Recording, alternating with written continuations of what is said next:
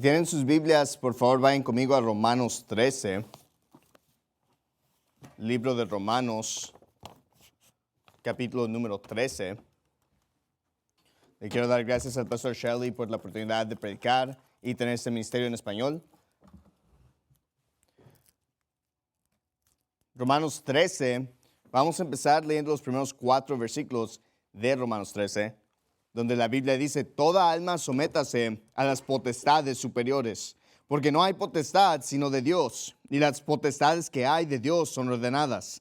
Así que el que se opone a la potestad se opone a la ordenanza de Dios, y los que resisten recibirán para sí condenación, porque los magistrados no están para atemorizar las buenas obras, sino las malas.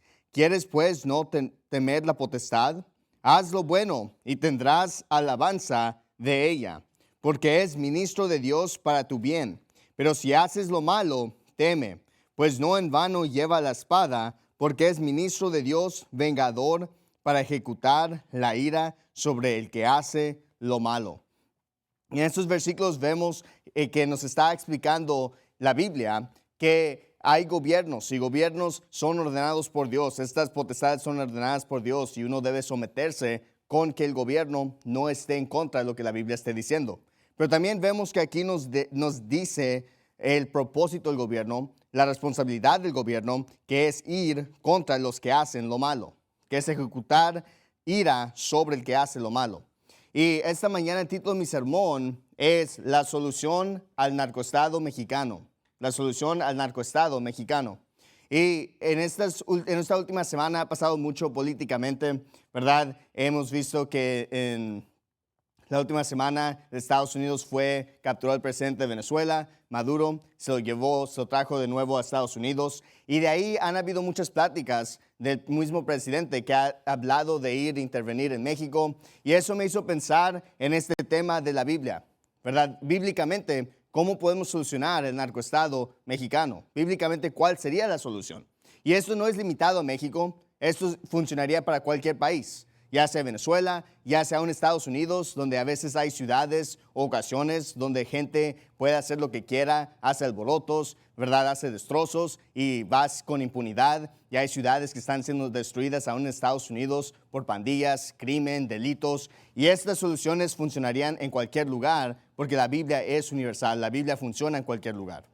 Aun cuando ves países como El Salvador, con Nayib Bukele, Él ha puesto algunas de estas cosas en práctica y ha mejorado su país. Ahora, yo creo que él debería hacer más de lo que ha hecho. Yo creo que debería poner muchos de esos delincuentes a muerte, como dice la Biblia.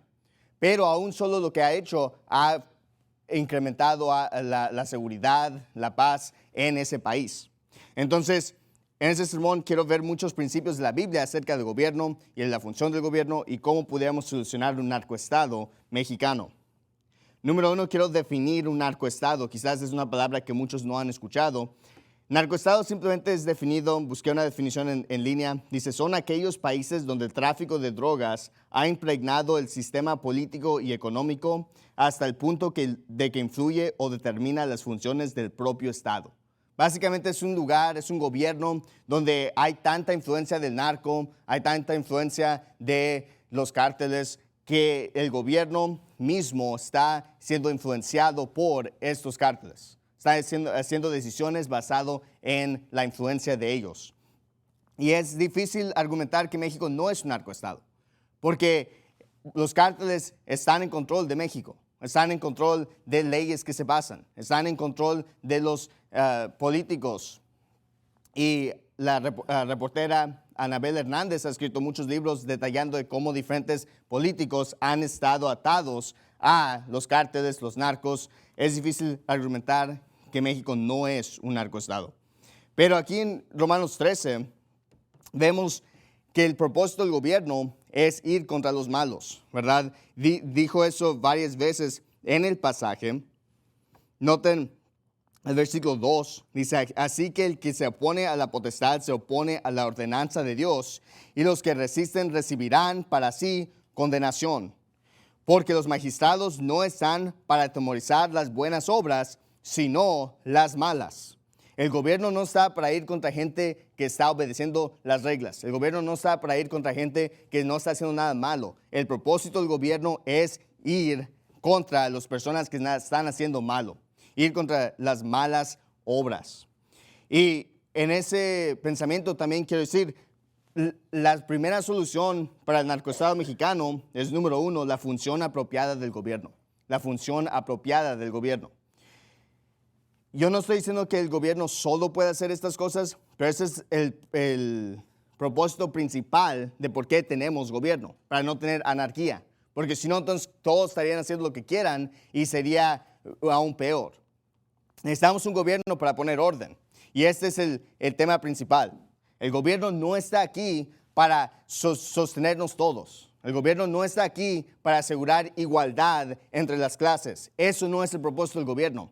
La Biblia dice que el propósito del gobierno es ir contra los malos, aterrorizar las malas obras. El gobierno no está para dar apoyos del bienestar, como está haciendo Claudia Sheinbaum y su partido.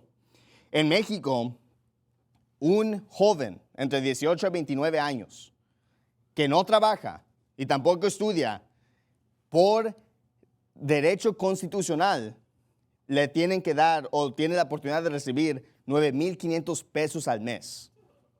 Eso es más o menos $530 americanos cada mes por hacer nada. Según estén haciendo un programa, yo dudo que lo estén haciendo. Básicamente por hacer nada. Eso no es el propósito del gobierno, de dar dinero gratis. De hecho, esa es una idea contra la Biblia, porque la Biblia es clara en 2 Tesalonicenses, donde dice que si alguno no quiere trabajar, que tampoco coma.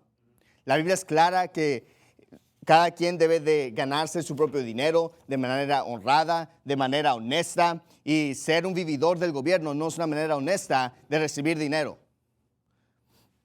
En ese mismo pasaje habla de que hay quienes no trabajan en nada, sino se ocupan en curiosar.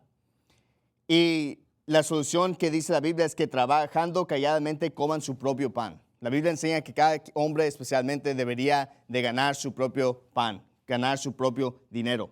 Pero el gobierno tampoco está para dar la leche del bienestar, el chocolate del bienestar, estufas del bienestar, la miel del bienestar.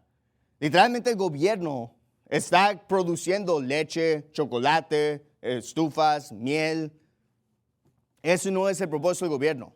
El propósito del gobierno no es producir cosas que se puedan vender al pueblo barato. El propósito del gobierno principalmente es ir contra los malos. Tampoco está el gobierno para estar construyendo sus proyectos fracasados.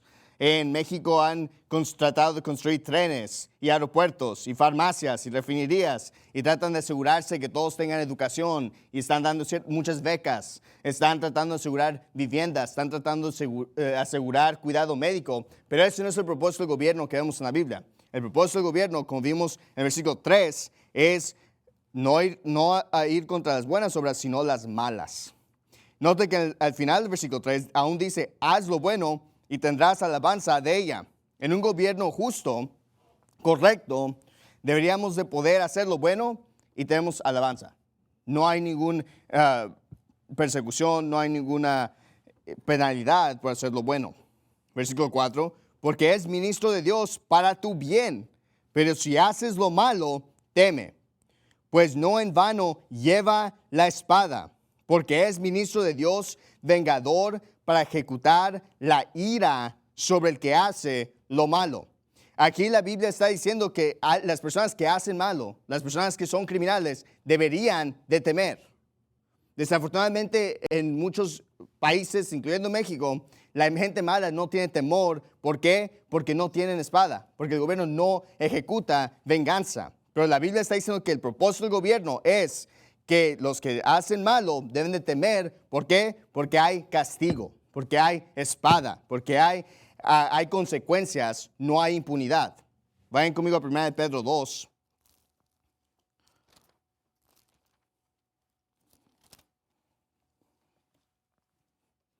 Vemos que en 1 Pedro 2 nos dice lo mismo, en el versículo 13. La Biblia enseña que nosotros deberemos de sujetarnos a la autoridad, sujetarnos al gobierno. Y obviamente si el gobierno contradice lo que la Biblia dice, nosotros obedecemos la Biblia, no lo que el gobierno dice. Pero el propósito del gobierno es para defender a los que hacen el bien y para ir en contra de los que hacen el mal. Mire 1 de Pedro 2, mire el versículo 13. Sujetaos a toda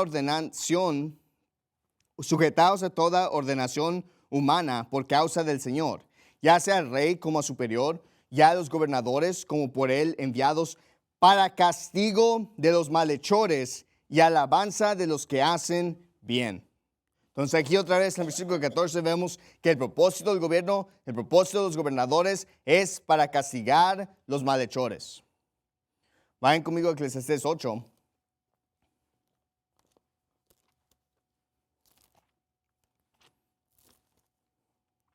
Un gobierno que no está castigando a los malhechores no está cumpliendo su función, no está cumpliendo su deber.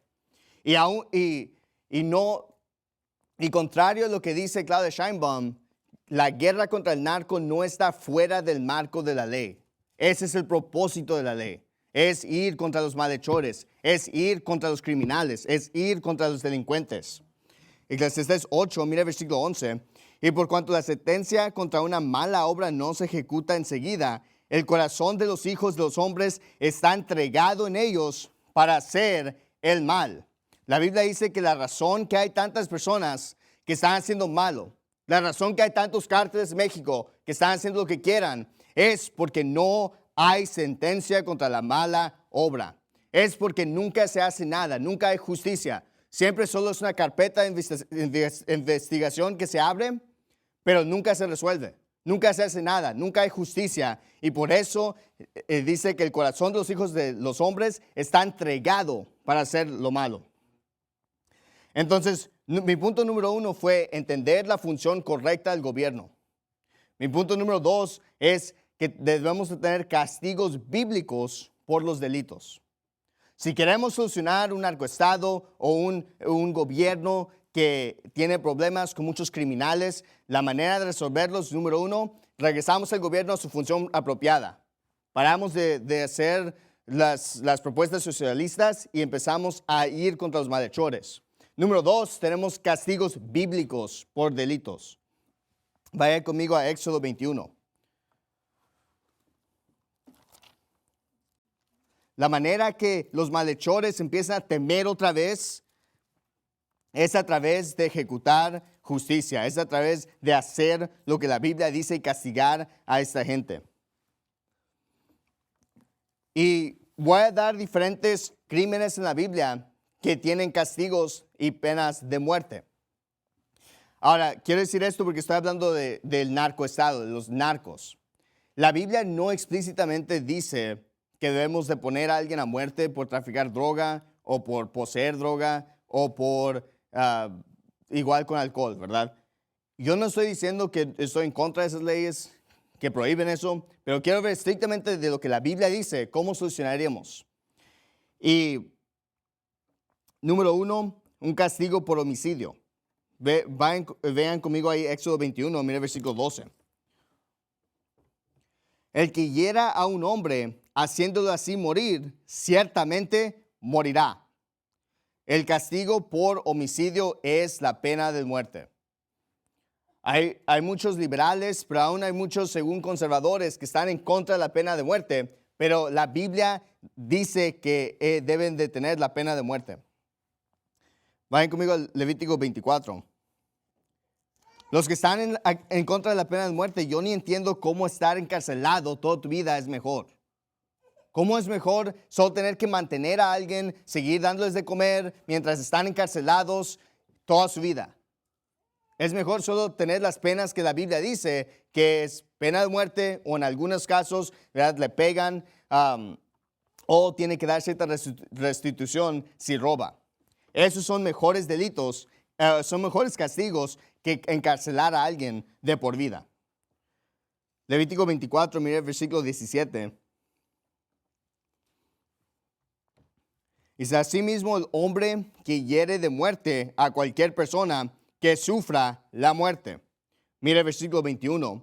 El que hiere de muerte a algún animal ha de restituirlo, pero el que hiere de muerte a un hombre, que muera.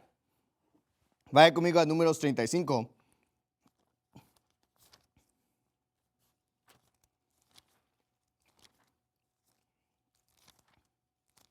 Especialmente por homicidio, la Biblia enfatiza este punto que merecen la pena de muerte. Números 35, mire el versículo 16. Y aquí nos da situaciones específicas, porque aquí en este capítulo en contexto está hablando de ciudades de refugio. Entonces, según la Biblia, si alguien accidentalmente mataba a alguien, habían ciertas ciudades donde podían ir y eran ciudades de refugio y ahí ya no podían ser puestos a muerte. Pero la Biblia está tratando de dar ejemplos claros para que alguien no pueda decir, bueno, accidentalmente lo mató cuando es obvio que lo mató a propósito. Entonces, aquí nos da mucho detalle acerca de esta pena de muerte. Mira Números 35, mira el versículo 16. Y si con instrumento de hierro lo hiere y muere, homicida es. El homicida morirá. Y si con piedra de mano de que pueda morir lo hiere y muriere, homicida es. El homicida morirá. Y si con instrumento de palo de mano de que pueda morir lo hiere y muriere, homicida es. El homicida morirá. Como que veo un patrón en estos versículos. Vez tras vez, dice, mira, estos son diferentes ejemplos que obviamente esta persona es homicida y la Biblia dice, vez tras vez, el homicida morirá. Mira el versículo 21. O por enemistad, mira el versículo 20. Y si por odio lo empujó o echó sobre él alguna cosa por acechanzas y muere, o por enemistad lo hirió con su mano y murió, el heridor morirá. Es homicida. El vengador de la sangre matará al homicida cuando lo encontrare. Mira el versículo 30. Dice, cualquiera que matare a una persona por dicho de testigo se dará muerte al homicida. Pero con un solo testigo no hará fe contra alguna persona para que muera. Y si no tomaréis rescate por la vida de un homicida que es culpable de muerte, sino que de cierto se le dará muerte. Entonces aquí la Biblia está diciendo obviamente que el principio bíblico de que necesitas por lo menos 2 testigos para poner a alguien a muerte. No puedes creer solo un testigo, necesitas 2 testigos para poder condenar a alguien. Pero nota el versículo 31 que dice, no tomaréis rescate por la vida de un homicida que es culpable de muerte, sino que de cierto se le dará muerte. No hay excepción aquí para decir, oh, bueno, quizás se puede hacer algo, quizás podemos hacer un arreglo, como hacen, ¿verdad?, en nuestro sistema de justicia. Bueno, si nos das información y delatas a otras personas, no te damos una pena menos. Eso no es bíblico, eso no es lo que la Biblia enseña. La Biblia dice que el homicida debería morir. Vaya conmigo a Éxodo 21 de nuevo. Entonces, ¿cuáles serían unos castigos bíblicos que deberíamos de poner, que deberíamos de instituir, que ayudaría a solucionar el narcoestado? Pues, ¿qué tal? Número 1, homicidio, ¿verdad? Dije. Número 2, tráfico humano. Y yo creo con homicidio, tráfico humano, yo creo que la mayoría de los narcos, por lo menos los líderes, estarían ya puestos a muerte. Por lo menos uno de estos 2. Éxodo 21, mira el versículo 16. Y el que robare a un hombre y lo vendiere, o si se encontrare en sus manos, ciertamente morirá. Entonces aquí dice que si alguien roba a un hombre, secuestra a alguien y lo vende o es encontrado en sus manos, debe morir. Eso es lo que la Biblia dice. Deuteronomio 22.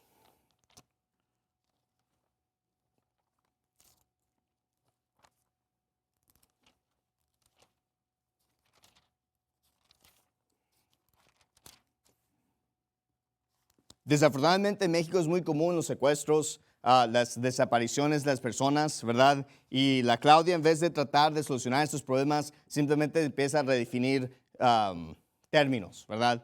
Recientemente vi que dijo, bueno, es que muchos de los secuestros realmente no es que estén secuestrados, es una ausencia voluntaria. ¿Por qué no mejor haces tu trabajo y encuentras los que están secuestrando y los pones a muerte?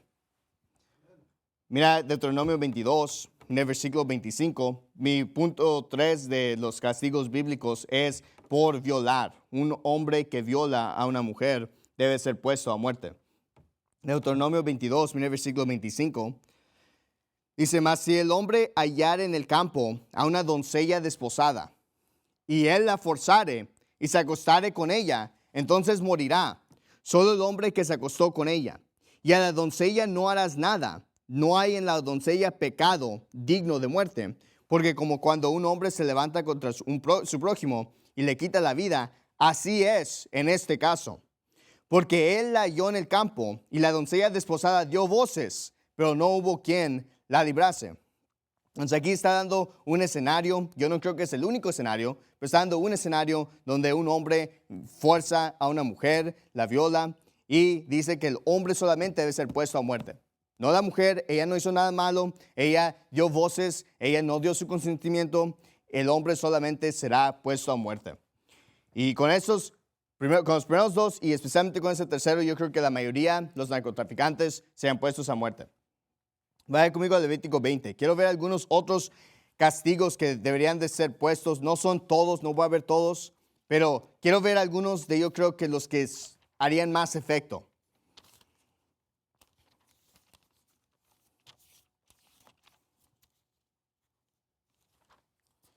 Levítico 20, mire el versículo 10.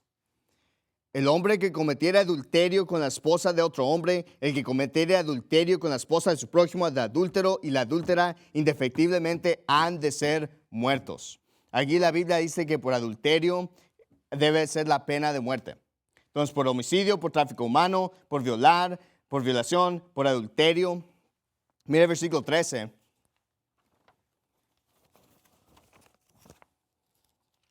Del mismo capítulo. Y cualquiera que se acostare con un hombre, como si se acostare con una mujer, ambos han cometido abominación. Indefectiblemente han de ser muertos, su sangre será sobre ellos. Por ser maricón, por ser joto, por ser puñal, como le quieras decir, hermano Jorge dice palabras más fuertes que esas, debes de ser puesto a muerte, es lo que la Biblia dice. No dejarlos que tengan su manifestación en el Zócalo, en la Ciudad de México, en Monterrey, no dejarlos estar en la calle, ponerlos a muerte.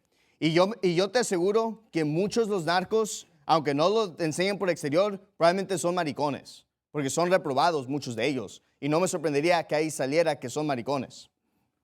Entonces, aún con ese, probablemente agarras muchos narcos. Vaya conmigo a Levítico 24.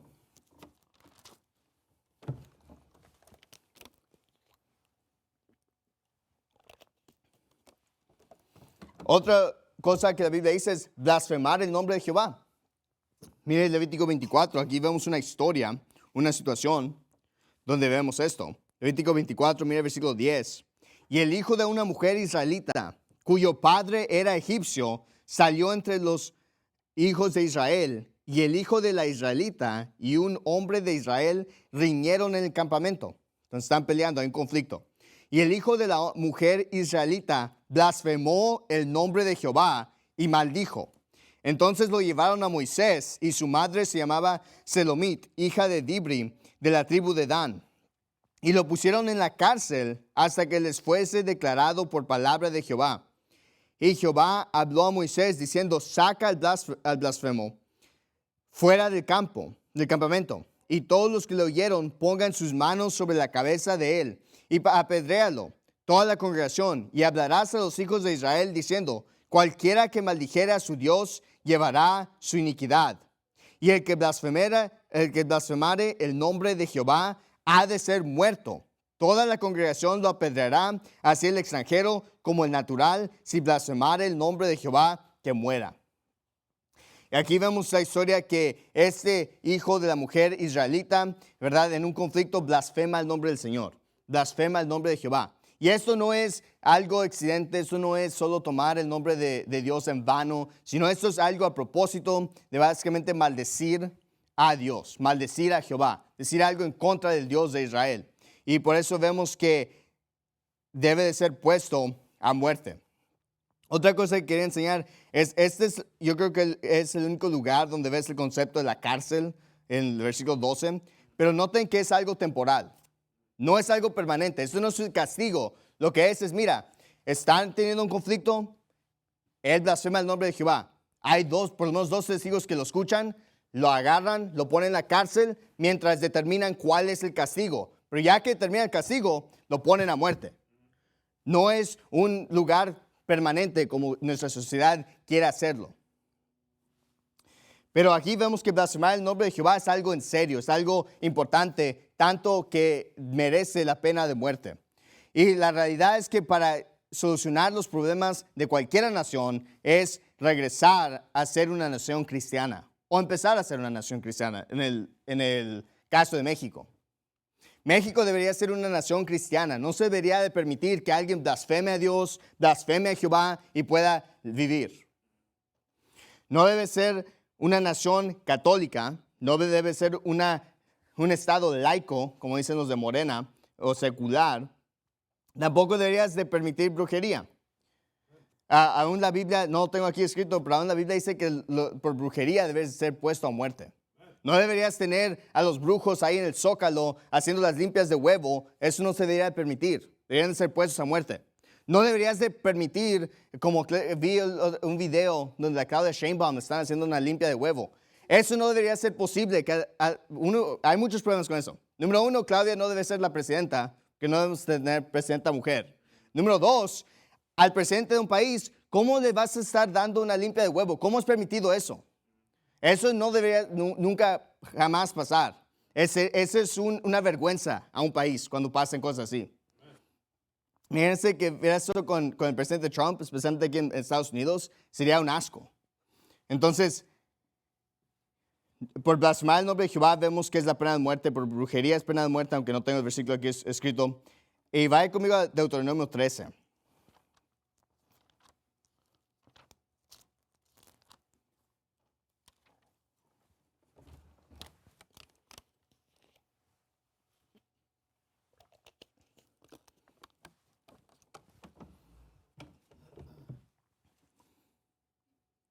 Mira el versículo 1, Deuteronomio 13, 1. Cuando se levantara en medio de ti profeta o soñador de sueños y te diere señal o prodigio, y se cumpliese la señal o prodigio, que él te dijo diciendo, vamos en pos de dioses ajenos, que no conociste, y sirvámosles. No darás oído a las palabras de tal profeta, ni al tal soñador de sueños, porque Jehová vuestro Dios os prueba para saber si amáis a Jehová vuestro Dios con todo vuestro corazón y con toda vuestra alma. En pos de Jehová vuestro Dios andaréis, y a él temeréis, y guardaréis sus mandamientos, y escucharéis su voz, y a él serviréis, y a él seguiréis. Y el tal profeta o soñador de sueños ha de ser muerto, por cuanto habló para alejaros de Jehová vuestro Dios, que te sacó de tierra de Egipto, y te rescató de casa de siervos, y para echarte del camino por el que Jehová tu Dios te mandó que anduvieses. Así quitarás el mal de en medio de ti. Ahora, el pastor explicó esto el miércoles, pero voy a explicar esto otra vez.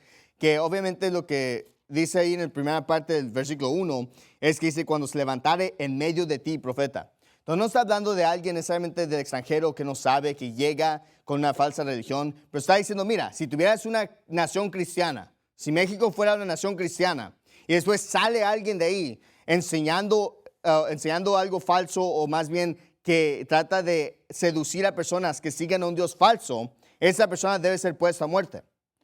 Y note que aún dice en el versículo 2, que aún si se cumple, y si se cumpliere la señal o prodigio que él te dijo, diciendo, vamos en pos de dioses ajenos, que no conociste y sirvámosles, no darás oído a las palabras de tal profeta. Entonces, aún si dan una señal y pasa, no debes escucharlo.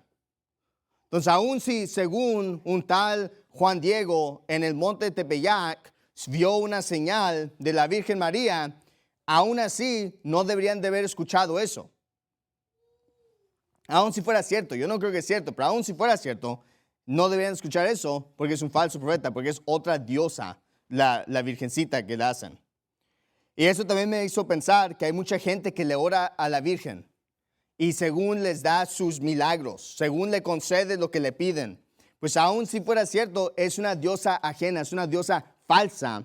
Y alguien que está tratando de decir, mira, ven, sigamos a la Virgencita, ven, recemos a la Virgencita, ven, hagamos nuestros mandos a la Virgencita, ven, vayamos de rodillas y manos, ¿verdad? Con la estatua de la Virgencita a la basílica.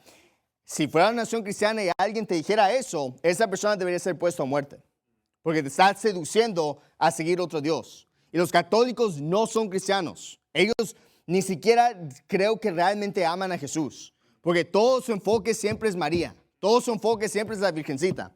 Siempre que hablo con católico, eso es todo lo que me quieren enfatizar. Oh, la Virgencita me concedió este milagro. Oh, la Virgencita esto, la Virgencita lo otro. Ellos aman más a la Virgencita que aman a Jesús. Le oran más a la Virgen que a Dios. Y es claro que esa es su diosa de los católicos.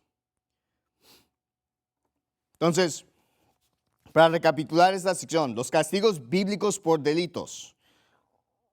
Pena de muerte por homicidio, pena de muerte por tráfico humano, pena de muerte por violación, pena de muerte por adulterio, pena de muerte por ser maricón, pena de muerte por blasfemar el nombre de Jehová y pena de muerte por ser falso profeta. Vayan conmigo a Jeremías 23. Y ahorita que dije eso, pena de muerte por ser maricón, me acordé que en uno de las alcaldías de la Ciudad de México, hace un año dieron algún apoyo por ser maricón. Literalmente por ser maricón creo que te dan como 5,000 pesos. No sé si era al mes o una vez, pero eso es ridículo. Deben ser puestos a muerte. Entonces, esos son los castigos bíblicos. Mi punto número 1 es entender la función apropiada del gobierno. Punto número 2 es los castigos bíblicos por los delitos. Y número 3 es corregir errores en la cultura. Y esto no necesariamente es una función del gobierno, esto es más función de la iglesia, los cristianos, pero esta es parte de cómo solucionar un narcoestado. ¿Cómo solucionas una cultura que es tan corrompida, un país que es tan corrompido? Pues el gobierno hace su función, el gobierno tiene castigos bíblicos, pero también los predicadores, los cristianos tienen una responsabilidad también en esto. Jeremías 23, mira el versículo 21. Este es Dios hablando. Dice, yo no envié a aquellas profetas, pero ellos corrían. Yo no les hablé, mas ellos profetizaban. Pero si ellos hubieran estado en mi consejo, habrían hecho oír mis palabras a mi pueblo y lo habrían hecho volver de su mal camino y de la maldad de sus obras. Sé que es un pasaje que me gusta referirme mucho, pero me gusta porque aquí cuando Dios está regañando, no se enfoca en los políticos, no se enfoca en el gobierno, se enfoca en los profetas, se enfoca en los predicadores. Porque dice, ellos están predicando mentiras, ellos están predicando cosas que yo no les dije. Pero si ellos simplemente hubieran predicado mi palabra, entonces mi pueblo hubiera oído y hubieran cambiado, hubieran vuelto de su mal camino y de la maldad de sus obras. Dios pone la responsabilidad de esta nación siendo tan inicua en los pies de los profetas. Dios pone la responsabilidad de los pecados sobre los pastores, sobre los profetas, por no predicar contra el pecado, por no predicar la Biblia, por no estar en el consejo de Dios. Y algo que tenemos que entender o algo que vemos aquí es que la iglesia, el púlpito, es algo que tiene influencia sobre la cultura. Hay gente que dice, bueno, no deberías de hablar de cosas que están pasando, no deberías de hablar de política, no deberías de hablar de la cultura. Pero mira, la Biblia está diciendo que nosotros tenemos un efecto sobre la cultura. Obviamente yo no creo que un profeta, un pastor, predicador debería de simplemente subirse al púlpito y predicar sus opiniones. Pero si está predicando lo que la Biblia dice, él puede tocar en la política, él puede tocar en lo que está pasando. Esa es su responsabilidad como predicador. Vemos eso en la Biblia. Juan el Bautista está predicando contra Herodes por tomar la esposa de su hermano. ¿Verdad? Vemos diferentes ejemplos en la Biblia donde Elías le confronta a Acab.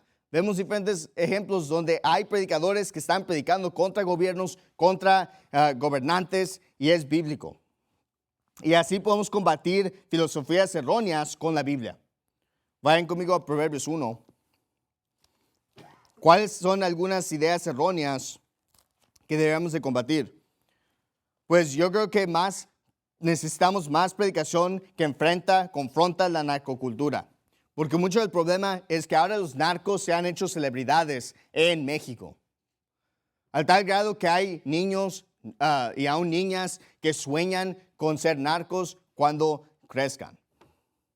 Y necesitamos decirles, mira, eso es incorrecto. Pero hay muchas filosofías que hay que combatir con la Biblia, ¿verdad? Está el humanismo, falsa religión, sionismo, falsa doctrina y también feminismo, que es muy, muy popular en México, ¿verdad? Tenemos una presidenta, pero por lo menos gente ya se está despertando. He visto unos comentarios que están criticando a Claudia y he visto unos comentarios que dicen, nunca más una presidenta mujer. Y yo digo, amén, nunca más. Si esto es lo que aprendimos de este experimento de Claudia, es que nunca más una presidenta mujer. Yo prefiero tener a López Obrador que Sheinbaum, porque por lo menos López Obrador era hombre. Y dice la presidenta, es que es A de mujer, ¿verdad? Tuvo un comentario, dice, en vez de la patria, deberíamos de llamarlo la matria, porque la patria es se escribe con A de mujer. Pues estúpida también se escribe con A de mujer. Pero bueno, enfrentar la narcocultura, Proverbios 1, versículo 10.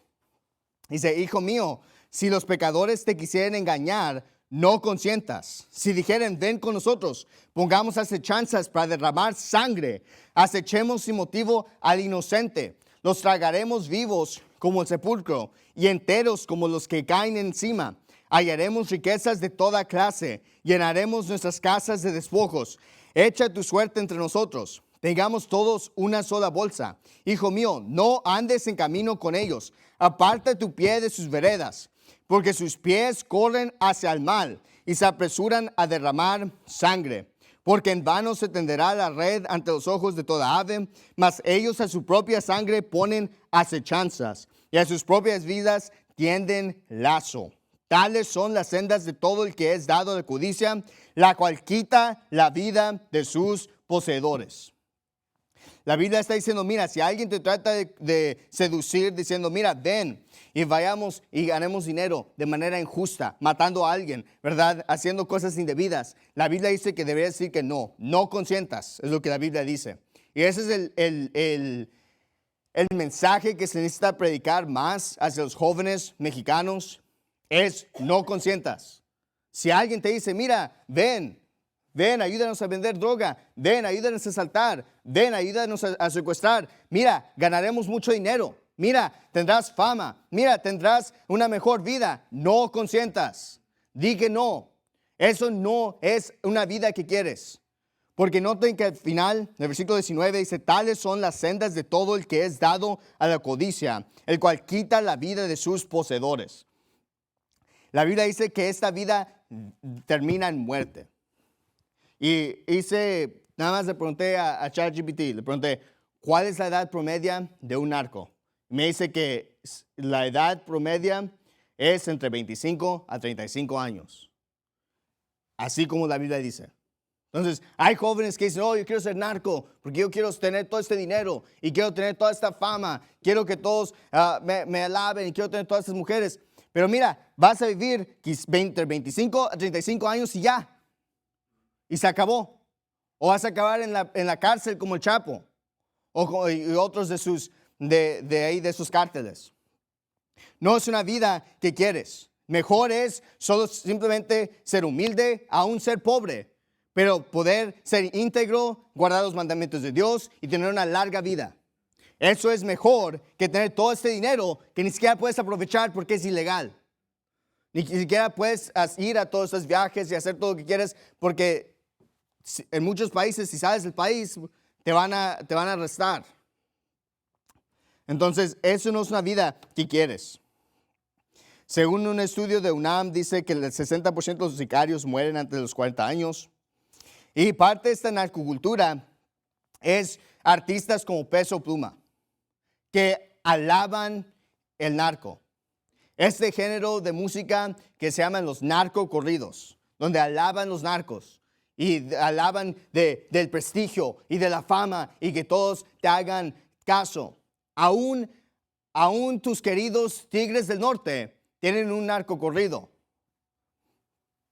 Entonces, eso es la cultura que se tiene que confrontar. Canciones de Peso Pluma, como siempre, pendientes, donde glorifica el cartel de Sinaloa y sus líderes, especialmente el Chapo Guzmán. Esas son las canciones que los jóvenes escuchan y piensan, no, sería chido, sería padre ser un narco. No, es estúpido ser narco porque después vas a morir a edad temprana. Y por cierto, ese cártel que alaba a Peso Pluma es el mismo cártel que apoyó a AMLO en sus campañas presidenciales. Vayan conmigo a Proverbios 13. Y uno de estos días quiero predicar un sermón completo más acerca de estos artistas y especialmente Peso Pluma, que es una muy mala influencia, pero es el artista más popular en México. Pero mire Proverbios 13. Entonces, ¿cómo podemos influenciar la cultura? ¿Cuáles son ciertos mensajes que se tienen que predicar? Número uno es enfrentar la narcocultura y decir, mira, esto es malo, esto es una básicamente garantía de muerte y la mayoría de estos narcos son reprobados, van a ir al infierno. Entonces eso no es una vida que quieres. Mejor sé salvo, ven a la iglesia, sé bautista y vive una vida larga, cásate, ten hijos y tener una vida que tiene significado. Pero número dos, necesitamos predicar que los padres disciplinen a sus hijos. En 2021 y 2020 y 2021 hubo una reforma que se hizo a la Ley General de los Derechos de Niñas, Niños y Adolescentes, donde básicamente establece que el castigo corporal ahora es prohibida en México. Entonces esto fue hace 2021, yo creo que en 2025 hicieron una ley similar o algo así, afirmaron esta ley. Pero esto incluye, y le quiero leer lo que me dijo de internet. Dice, esta ley establece que toda forma de castigo corporal o humillante hacia menores está prohibida. Y define castigo corporal como cualquier acción que use fuerza física con intención de corregir o disciplinar, incluyendo golpes, palmadas o nalgadas, tirones de cabello, empujones, pellizcos, mordidas. Obligar al niño a adoptar posturas incómodas. Entonces, si tus padres te nalguearon o si alguna vez te golpearon para disciplina, o aún dice que pellizcos. Entonces, simplemente, ¿verdad? Si eres mexicano, tú sabes que esto es común. Estás medio portándote mal, estás en la iglesia o algo donde no te pueden llevar afuera, te dan un pellizco, ¿verdad? Ya, ahí estás bien sentadito, como niño bien portado. Según esto, ahora esto es prohibido. Entonces, hey, para los que son ex-New AFB, mira, el gobierno mexicano también está de acuerdo que no puedes disciplinar a los adolescentes. Entonces ahí está.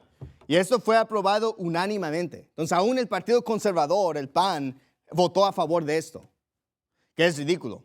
Pero esto va completamente contra la Biblia, porque la Biblia enseña que debes de disciplinar corporalmente, físicamente a los niños. Mira Proverbios 13, versículo 24. El que detiene su vara a su hijo aborrece, pero el que lo ama desde temprano lo corrige. La Biblia dice, mira, el que detiene su vara, el que no está disciplinando físicamente a sus hijos, lo odia, lo aborrece. Pero el que lo ama, lo corrige desde temprano. Mire Proverbios 22. El gobierno no quiere que los padres disciplinen a sus hijos porque si no, entonces van a ser gente decente. Pero el gobierno quiere gente que no es decente. El gobierno quiere gente que está en contra de la autoridad. El gobierno quiere ser ellos los que decidan qué pueden hacer con sus hijos. Proverbios 22, mira el versículo 15. La necedad está ligada al corazón del muchacho, mas la vara de la corrección la alejará de él. Entonces, mira, la Biblia dice que en los muchachos, en los jóvenes, en los niños, aún adolescentes, ¿verdad? Está ligada a la necedad y necesita la vara de corrección para alejarla de él. Proverbios 23.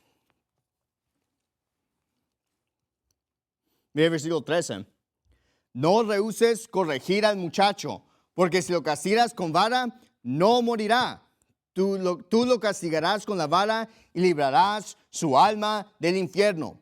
Al corregir al niño, al corregir a tu hijo, no lo vas a matar, ¿verdad? Unas nalgadas no te matan, unos pellizcos no te matan, ¿ok? Y vamos a ser honestos. Basado en esta definición, la mayoría de nosotros no va a pedir que levanten sus manos, pero la mayoría de nosotros, nuestros padres, hicieron por lo menos algo de esto, ¿verdad? Varias veces probablemente. Entonces, eso es ridículo. Que entonces todos estarían en la cárcel. Pero la Biblia dice aquí que si corriges al muchacho no va a morir y además de eso le vas a ayudar a librar su alma del infierno. El castigo ayuda a la gente a entender que son pecadores. El castigo físico le ayuda a entender la verdad espiritual, ¿verdad? Al decirle al niño, mira, hiciste mal, vas a tener castigo, después le ayuda a que cuando viene el ganador de almas entiendan, eres pecador, mereces castigo en el infierno. Hay una correlación ahí. Los niños que les dicen, no, tú eres un campeón. Y siempre le dicen eso, ¿verdad? Tú eres bueno. Nunca le dices que no. Ese niño es el escuincle que después le preguntas, ¿has mentido? No. ¿Te has portado mal? No. Y yo he tenido personas así, literalmente. Y te aseguro que sus papás no están presentes en sus vidas. Sus papás no están disciplinando. Y por eso están ahí 5, 6, 7 años ahí afuera haciendo lo que quieran. Y después yo les trato de predicar el evangelio y ni siquiera pueden entender que son pecadores. ¿Por qué? Porque son escuincles consentidos. Necesitan unas varas, necesitan unas correcciones. Y mira, si los padres no van a hacer, el gobierno va a terminar haciéndolo. Si los padres no quieren disciplinar a sus hijos, entonces quizás van a terminar desobedeciendo a la policía y los van a matar. Y yo no estoy diciendo que eso es correcto o no, pero yo estoy diciendo la realidad. Mire Proverbios 29.